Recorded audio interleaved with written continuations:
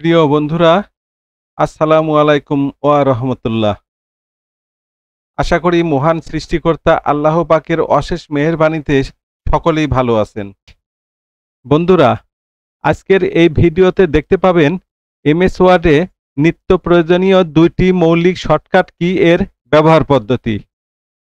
যদিও এই টিপসগুলো অধিকাংশ কম্পিউটার ব্যবহারকারীদের জানা আছে, তারপরেও ভিডিওটি তৈরি করলাম এই কারণে যে আমার বিশ্বাস এই টিপসগুলো দ্বারা নতুন কম্পিউটার ব্যবহারকারীদের জন্য অবশ্যই অনেক উপকারে লাগবে।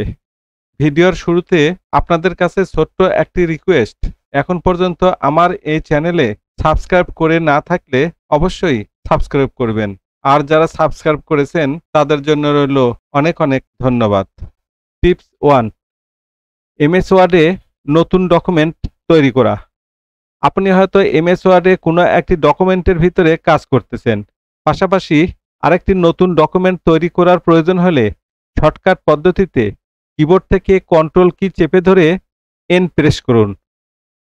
এবার ডেস্কটপের এই স্ক্রিনের নিচের এই স্ট্যাটাস বারে থাকা এমএস ওয়ার্ড আইকনটির উপর মাউস নিলেই দেখতে পাবেন ব্ল্যাঙ্ক ডকুমেন্টটির পাশাপাশি আগের ডকুমেন্টটিও ওপেন অবস্থায় আছে।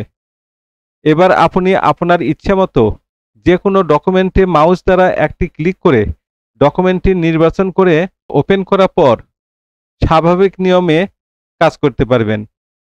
টিপস 2, এমএস ওয়ার্ডে বিদ্যমান অর্থাৎ এমএস ওয়ার্ডে তৈরিকৃত ডকুমেন্ট ওপেন করা। আপনি হয়তো এমএস ওয়ার্ডে কোনো একটি ডকুমেন্টের ভিতরে কাজ করতেছেন, পাশাপাশি আরেকটি তৈরিকৃত ডকুমেন্ট বা ফাইল ওপেন করার প্রয়োজন হলে শর্টকাট পদ্ধতিতে কিবোর্ড থেকে কন্ট্রোল কি চেপে ধরে ও প্রেস করুন। এবার আগত এই উইন্ডো থেকে ব্রাউজ করে ফাইলটি যে ড্রাইভে রাখা আছে লোকেশন মোতাবেক সেখানে যে ফাইলটির উপর ডবল ক্লিক করলেই ফাইলটি ওপেন হয়ে যাবে। আর এই একই পদ্ধতিতে একসঙ্গে একাধিক ডকুমেন্ট ওপেন করা যাবে। এবার ডেস্কটপের এই স্ক্রিনের নিচের এই স্ট্যাটাস বারে থাকা এমএস ওয়ার্ড আইকনটির উপর মাউস নিলেই দেখতে পাবেন আগের ফাইলটি সহ পরবর্তীতে ওপেন করা ফাইলগুলো শো করছে। এবার এই তালিকাগুলোর মধ্যে থেকে আপনার প্রয়োজন অনুযায়ী ফাইলটির উপর মাউস দ্বারা ক্লিক করে উক্ত ফাইলে প্রবেশ করতে পারবেন এবং আপনার প্রয়োজনীয় কাজ সম্পাদন করতে পারবেন। আজকের ভিডিও এই পর্যন্তই। বন্ধুরা, এতক্ষণ এই ভিডিওতে এমএস ওয়ার্ডে নিত্য প্রয়োজনীয় দুইটি মৌলিক শর্টকাট কি এর ব্যবহার পদ্ধতি দেখানো হলো।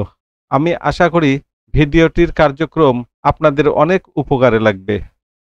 পরিশেষে আপনাদের কাছে বলতে চাই, ভিডিওটির কার্যক্রম যদি আপনাদের উপকারে লাগে বা ভালো লাগে তাহলে অবশ্যই আমার এই চ্যানেলটিতে সাবস্ক্রাইব করবেন, লাইক দিবেন, শেয়ার এবং কমেন্টস করবেন। ধন্যবাদ।